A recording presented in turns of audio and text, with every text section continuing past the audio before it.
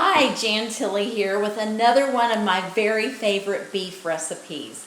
This is so incredibly easy to make. I've been at work all day, I've come home, we need something quick, and you will be shocked at how easy it is.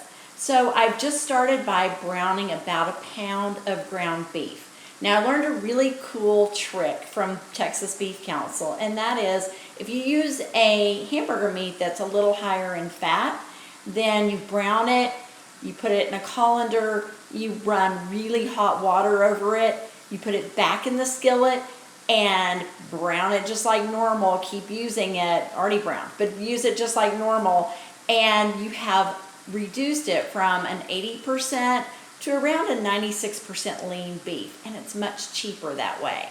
So I've got my ground beef going here. I've already browned it and I've drained it of any fat that it had on it. Now I'm going to add a 1/4 teaspoon of salt, pepper, and garlic powder.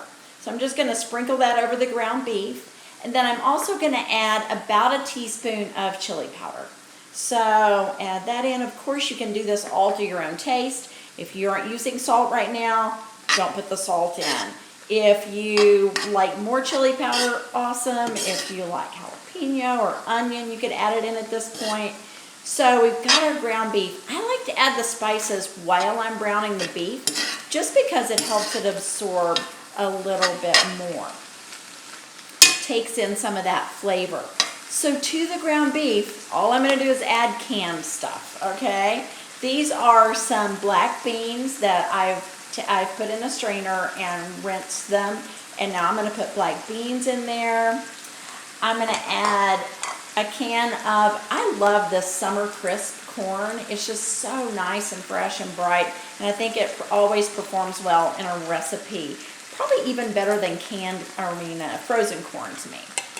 And then we're going to add in, we have some ready cooked, just dehydrated brown rice that we're going to throw into this mixture. And this is the quick, easy way out. If you'd rather make brown rice, you can certainly do that. But these little containers are not that expensive, and they're so handy because you don't have to make anything. You just dump it in there. Okay, so the next thing I'm going to do is I'm going to add some Rotel tomatoes. And any kind of green tomato with green chili will work just fine. You're just looking for that spice. So again, if you like it spicy, add in some pickled jalapenos or some fresh jalapenos. You can do onion in with the hamburger. So you're getting the feeling, right? You can make this your very own. So as we get that all stirred in, I'm going to add the tomatoes with green chilies.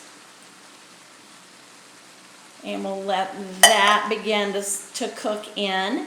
Now the great thing about this recipe too, I wanted to tell you, I figured out how much this costs per serving, because it serves about 8 people.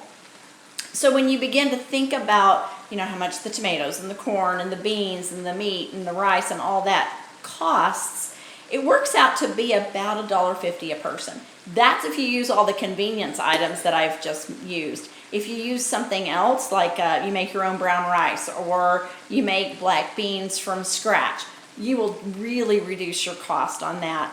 I think this is a dish that a lot of people make often, but if you haven't ever made it, it's just such a great way to get a meal together really, really fast, and something the whole family enjoys. So what I'm going to do is put the lid on this and let it simmer for just a minute. So we'll just put that on like that. You just want everything to get heated through. And like I said, it serves 8 people, so if you have a big family, it's perfect for a weeknight meal. Again, if you wanted to add fideo or some other kind of pasta or rice, or I've actually made this with quinoa, and it's really good as well. So you just make it your own. Once all the flavors begin to incorporate together, then we add water if we need to. I don't really think we're going to need to add water to this one. And so once you feel like it's heated through, you're going to get your serving dish and put some of the mixture in there.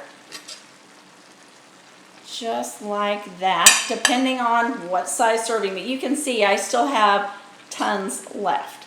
So let's give us a pretty big portion here. And the other thing I like to do is you can use your own toppings, whatever sounds good to you.